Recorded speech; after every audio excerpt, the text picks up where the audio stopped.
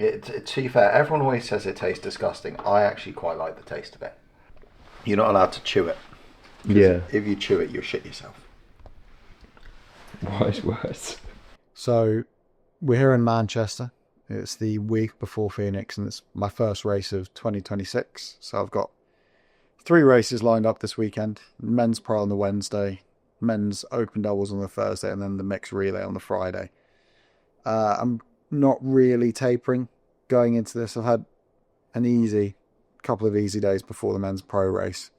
But I've had 3 very, very hard weeks of training, like a 25-hour week, 25-hour week, and 26-hour week. And kind of really trying to get a good bit of stimulus ahead of Phoenix. So this men's pro race, I'm going into it fatigued, but there's no pressure. Like, I just want to race, and it's a good field. It's a good group of lads, and I do just want to race and see if I can win when conditions aren't ideal. And hopefully I'll go sub 4 on the wall balls today, because I've been practicing. So 3:59 wall balls is the aim. If we do it, we'll celebrate. Even if we've come 20th, we will celebrate at 3:59 wall balls. But no, I think, yeah, a 50, just based on the fatigue, I think a 56 is probably what I'll run tonight. Putting my slippers on, my little slippers. Where did you get that from? Where did I get what from? The hat? The hat, Nike. Oh, yo. Then I got my slippers, black socks today because I'm wearing black shoes. Where are they? Where's the fit check? Yeah. Yeah, I'm wearing the speedy shoes. Whoa. They're like Darth Vader's shoes. They're light. Can't do kicky up either of them. Don't know, Angus, do we need a... What should I say to the people of this planet an hour and a half out from my race? Something inspirational. Something inspirational, let me think. The man who finishes first is not the man who wins. The man who wins is the man who finishes first and is still worried about second place.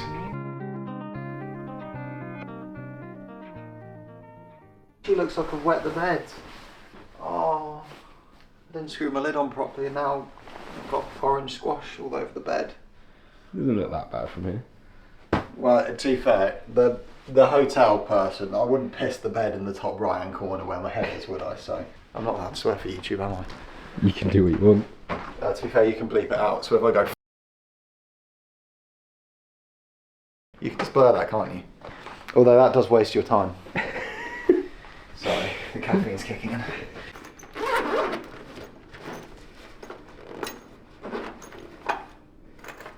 Got my timing chip.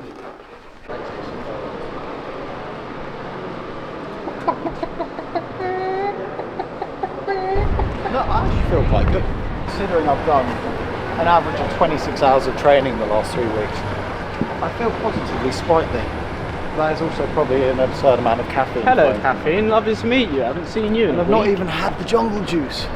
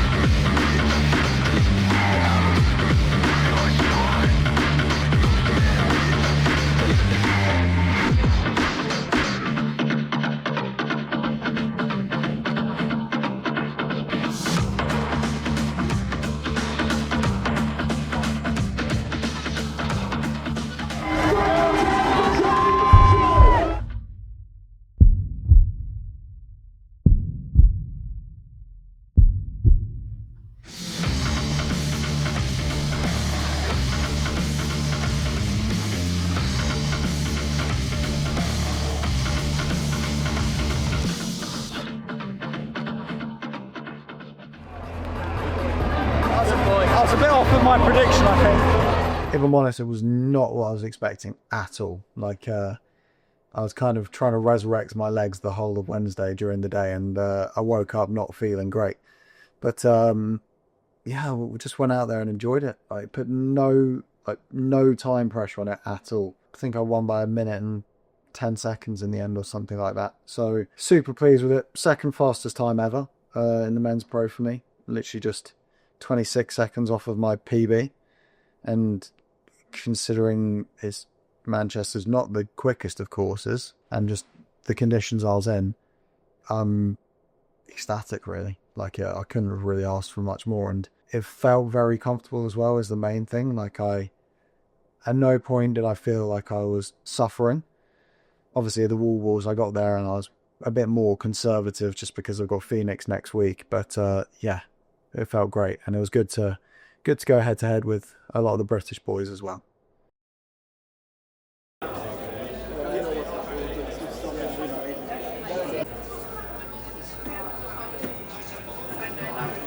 The open doubles, we'll just see how that goes.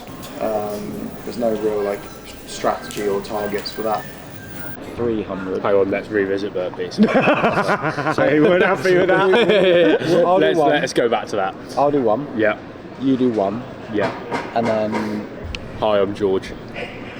I'm Charlie's friend. Man friend. That was your perfect opportunity. Best friend. Yeah, there we go. Say best friend. Best friend. And get in my good books. Cuddle friend. Or I'll do one and a bit. Yeah. He does one. I'll do like 1.5. Mm-hmm. You do 1.5. Or do you want to go, you do one, we just go 5s, and then you finish? Yeah, okay. Does that work? That works. Row, I do 300, you do 400, I do 300. Mate, you get like 2-minute long breaks there. Yeah, I'm doing you a favour. Yeah. You can cry on the floor. Farmers carry. Or do you want to go? Now look, I know you're the guy, okay? I know you're the guy. Do you want to go, you start a minute, we go 40s each, and you finish? We can do that. Okay, we can do that. I know. We're thinking that one on the fly. Look, I know you qualified on debut and yeah, got a massive knob, all the rest of it. I'm just thinking, I was on death's door in Birmingham with Ollie at the rower. Mm-hmm. He hit a minute and then I was okay. Okay, we'll do that then. Cool. Farmers, grip and rep. Lunges, just as long as I start and finish. Yeah. And then the wall balls I'll start. Yeah. I think if we sit down after the race, and I genuinely don't know the location of where we're at, we've got the best time we could possibly get. Okay. Yeah. I would hate to be in your team right now.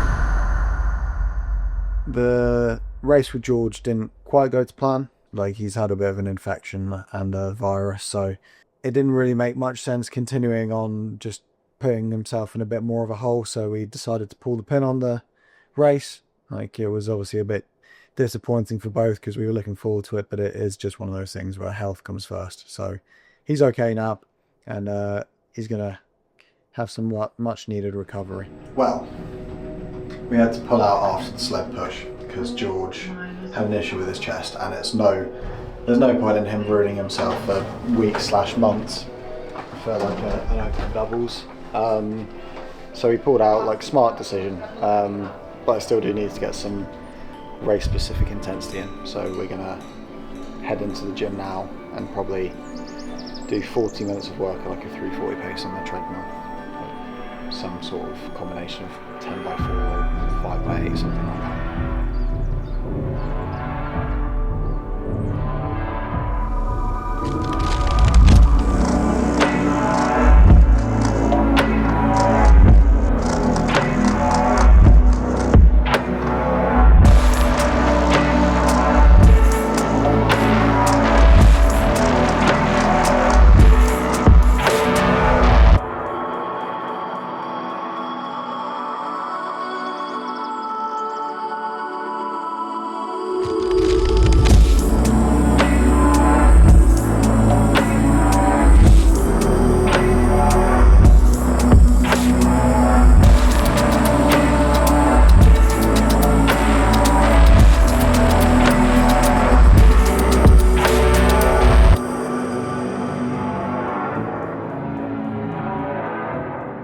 Looks like we can't review that session because I don't know how to work this treadmill. No, that was good. It was 10x4 minutes with 1 minute off at 3:45 pace. So it was actually like really comfortable. Like the highest my heart rate got to was 155, which is like middle of zone 3 for me. So happy with that. Put the caffeine and carbs to some use that I had for the race today. So pleased with that. Now I'll probably do some upper body work later on and then the shakeout run and then obviously the relay tomorrow. But shame we didn't get to race, but it's good that George put his health first, so happy with that. And a nice little sweaty hour.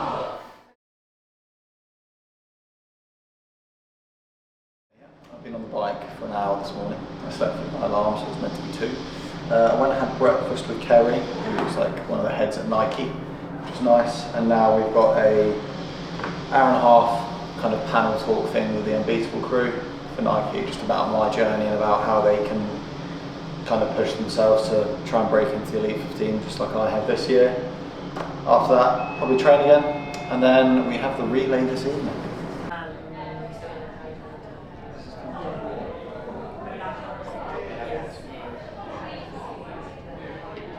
How are we doing? What? I don't know. Yeah, it's that famous guy. Get me in here. Today we are joined by someone who's making serious waves in the HYROX world. If you know Charlie, you know his approach to mindset is, some would say, unique. This isn't someone who does 2 to 4 hours Z2 sessions on the C2 bike staring at a blank wall. No music, no distractions, just pure mental discipline. That level of focus doesn't just happen by accident. It comes from years of reshaping how he sees himself, overcoming that self-doubt and building the mental resilience that underpins everything that he's achieving today. So we're really excited to get into some of that mental mindset and that preparation in the questions today. You've risen to the top of HYROX incredibly quickly, from pro cycling to Elite 15 in what feels like no time. What do you think allowed you to accelerate faster than most athletes in the sport? For me, the main thing is probably learning from every race you do. Like, for instance, like I've done over 70 HYROXes now, which is, yeah. Well, What's that cadence like weekly? when I was at uni, I did I think it was 22 in like my 3rd year at uni. So almost, I was working full time, so almost all of the money went to HYROX and I never went out. And how are you actually even working full time? I mean, I probably had a significant lack of sleep at most of the time, but I think that's kind of part and parcel of uni. You don't really sleep much, do you? You only sleep when the lectures are on. What was the question again? Sorry. What do you think made the biggest difference in helping you break through so quickly and stand on the Elite 15 at the start line? Yeah, I think so. Yeah, like I've done all those races now, and it's learning from every single one. Like even if a race goes exactly how you want it to, there's always something you can take away for the future race. Like maybe I could have pushed a bit harder from the start, or maybe I should have not been so conservative on the burpees, or something like that. So it's learning from every race, even if it does go exactly how you want it to. Especially around your relationship with food and how that shaped your confidence. How did you rebuild your mindset over the years, and how has that inner work laid the foundation for the athlete you are today? Yeah, so in my teenage years, like from, well, it would have been 17 to 20 years old, I suffered quite badly from anorexia. So I was quite skinny, which wasn't great, and like it kind of led to a lot of other issues in my life, both before and after. But I think things like that, you can either like let it haunt you, or you can learn from it and carry it forward. And it's kind of a lot of the top athletes that you see at the top, they've kind of experienced similar, and it's they've not let it like negatively impact them. They've actually learned from it and kind of use it as a fuel. Like Hunter McIntyre, for instance, he was a drug and alcohol abuser, and now he's like the best male HYROX athlete that we've got.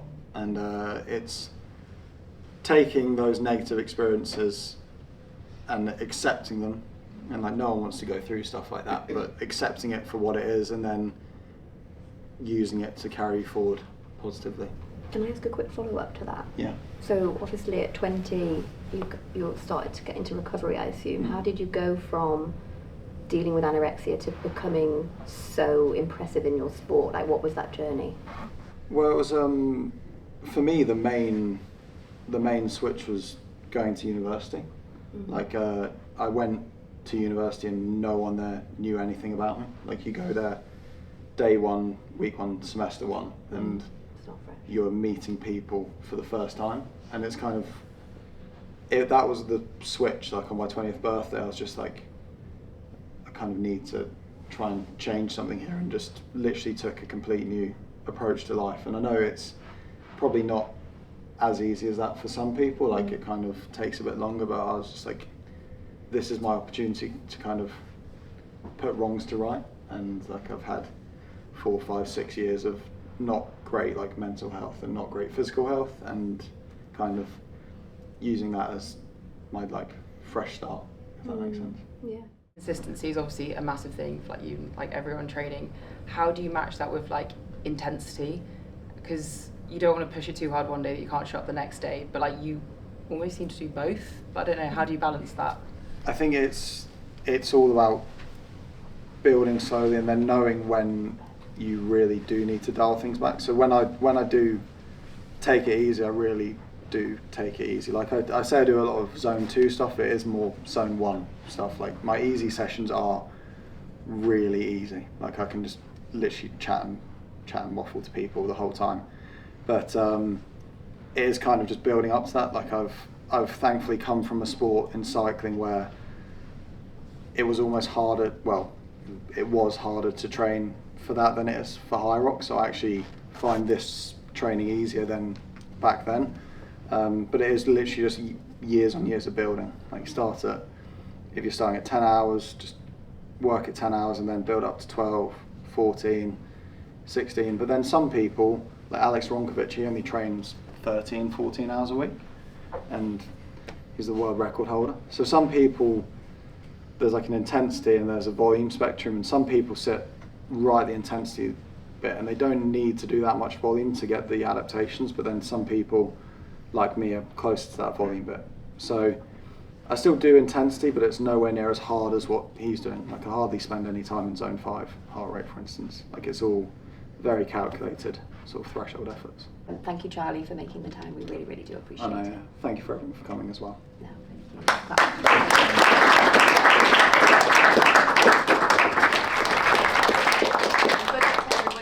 The relay, obviously, I'll be on the ski in the row. So I've done like 10 relays now, and pretty much every single one has been me on the ski in the row. So looking forward to that. Short first run, so don't have to run as far in the relay, but yeah, that's going to be a tough one. I'm going to try and go out hot for the ski and probably do a positive split, so start faster and then just hang on, and then for the row I'll probably aim to keep it a bit more level. Get to race with Tim rather than against him, and then also see Saker and Sinead do their thing. So really looking forward to that one on the Friday night before we fly out to Phoenix on Saturday.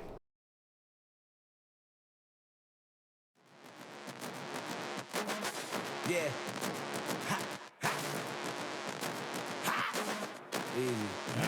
I never back out. I never back down. Stand 10 toes down. Never back out. Stand up now. You know what I'm about. I never back out. I never back down. Stand 10 toes down. Never back out. Stand up now. You know what I'm about. I never back down. Back to work off a vacate. I've been swimming with the sharks and I feel safe. I don't even care what they gotta say. Nah, spit the truth right in their face. Taking boys back to the basics. Can't duplicate, can't trace it. Working all night in the day shift. Got it out the mud from the basement. Got my name on the paper and it's proper. She was looking at me before I saw her. Fly in the flying saucer in a helicopter. Dancing on the beat like a salsa. 10 toes down, getting charged up. I'm a real dog, no tail tuck. You know what I'm about, you know what's up. Never back out, I will stand up now. I never back down. Stand 10 toes down. Never back out. Stand up now. You know what I'm about. I never back out. I never back down. Stand 10 toes down. Never back out. Stand up now. You know what I'm about. I never back down. Never been worried, I don't back down. I put hands on your mans like a pat down. Tear the roof off this, bring our racks down. Not a wrestler, but boy, I put the smack down. Round up all the troops, we gon' double down. Smell the money from a mile away like a bloodhound. Fresh off the leash, and I'm out the dog pound. Baby eyes big lit when I come around. Run it up, cash it, paper and plastic. Making money flip, we can call it gymnastics. Classic, everything I do like magic. Passion, ready for the lights and the action. Baby, I'm the plug, yeah, I'm tapped in. Baby on the front and the back end. He don't really want it, tell him stand down. Show me my opponent. I never back out. I never back down. Stand 10 toes down. Never back out. Stand up now. You know what I'm about. I never back out. I never back down. Stand 10 toes down. Never back out. Stand up now. You know what I'm about. I never back down. I never back down. Stand 10 toes down. Never back down. Stand up now. You know what I'm about. I never back down. Never back down. Stand 10 toes down. Never back out. Stand up now. You know what I'm about. I never back down.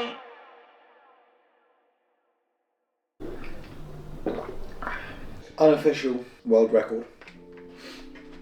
I say unofficial because unfortunately Sinead forgot to bring her timing chip.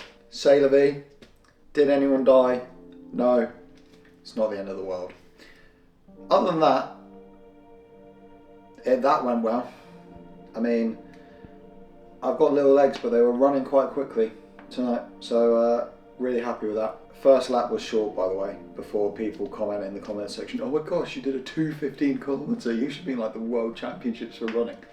I did 2:15 for the first run, and then I averaged about 140 to 141 on the ski. Like started in the 130s and then drifted upwards. Came out of the ski, tagged in Sinead and like coughed my lungs up in the warm-up area for a bit. A couple girls who didn't know who I was came up to me and were like, are you okay, hon? And I was like, no. And they were like, okay. And then they just walked off. So thank you to those people, although you're probably not watching this. So then I went back out. Tim was on the burpees and I was kind of hoping he would take a bit longer than he did because I still wasn't quite ready to get back out onto the rower. Went out, moved my little legs again, and then got to the rower. I was like, oh, I'm going to settle into a 140 pace here, try and keep it at that for the whole time. And then 136 appeared on the screen and Faisal shouted it out.